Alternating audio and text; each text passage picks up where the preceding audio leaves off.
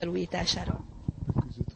Nem, most komolyan? Hát az, hogy szerintem több buli, kajak jó lesz, amikor nem ide jönnek a buszok, hanem oda a templom toronyóra helyére, vagy ide, mert akkor már nem kell kikerülni azt, és akkor itt leszünk, nem ott. De amúgy a biztonsági őrök buzik, mármint nem úgy, hogy buzik, hogy melegek, csak hogy meleg szendvics evők, tehát én nekik szoktam eladni a lopott cuccokat, meg ilyesmi, benne is van az újságban, hogy börtönvisel csöves kukoricákkal lepaktálnak a kis táskák, nyomják, mint kutya a kölyköket 6000-re.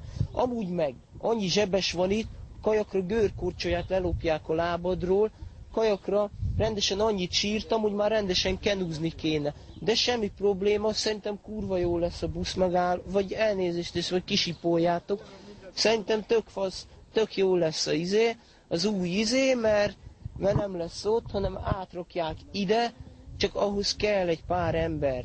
És hogyha kell valami szociális munkás vagy ilyesmi, akkor én jövök, mint a cunami. És segíteni fogok, de szép nagy szemed van. Vagy a fejed pici. Valamelyik mindenképp, de tényleg szép, hogy itt hazavinnélek a vitrínbe.